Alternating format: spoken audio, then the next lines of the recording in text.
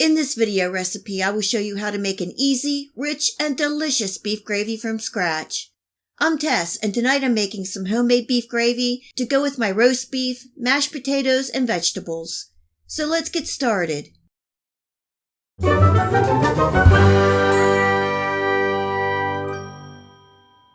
In my last video, I showed you how I made a classic beef chuck pot roast dinner. I will be using the broth from the beef roast to make my homemade gravy, and I will need about 2 to 3 cups. The roast beef juices are saturated with beef, vegetable, and herbs.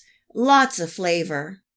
You can strain the broth and use a grease separator to separate the broth and fat. Or, if you're making the beef roast in advance, you can refrigerate the juices and simply skim the fat off the top. I'm using the beef fat to make the gravy to infuse more flavor, but you can use butter. In my saucepan on medium heat, I'm adding in 2 tablespoons of the beef fat and gradually adding in 4 tablespoons of the flour and stirring constantly. Once all my flour is incorporated, I'm going to cook and stir for another minute. Now I'm gradually adding in 2 to 2.5 cups of my rich beef broth, stirring well in between.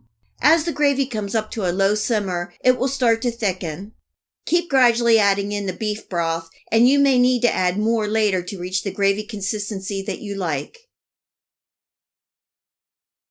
Just a reminder that I will leave the recipe and the list of ingredients for this homemade beef gravy below this video. Also remember to like and subscribe if you enjoyed this video recipe, and click the bell to make sure you receive notification of all my future video recipes. Now is the time to taste the gravy and add any seasonings that you like. I like to add some of this kitchen bouquet, which is a browning and seasoning sauce. I add a 1/4 teaspoon at a time until I get the color I like. It also adds a nice rich seasoning to the gravy and brings everything together. I also use this in my chicken and turkey gravy. If you don't like the kitchen bouquet, you can leave the gravy as is, or you can add a dash of Worcestershire sauce or even some red wine. You could also add some fresh sprigs of thyme or rosemary to boost the flavor. Add any salt or black pepper as needed.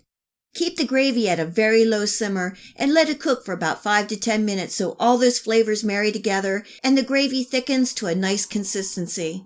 You can add more broth along the way as you need. Once done, remove the gravy from the heat and let it cool for about 10 minutes before serving. The gravy will thicken slightly as it cools. This homemade gravy is so rich with flavor, you really don't need much to accent meat or vegetables.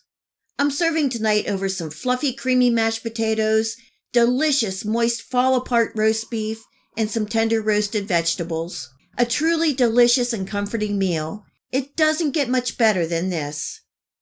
I hope you give this easy homemade beef gravy a try and enjoy. If you like this video recipe, please hit the like and subscribe button. Remember to hit the bell next to the subscribe to make sure that you get my future video recipes. You can also find me on Facebook and at my website. Feel free to share this recipe and my channel with your friends and family. And until next time, much love.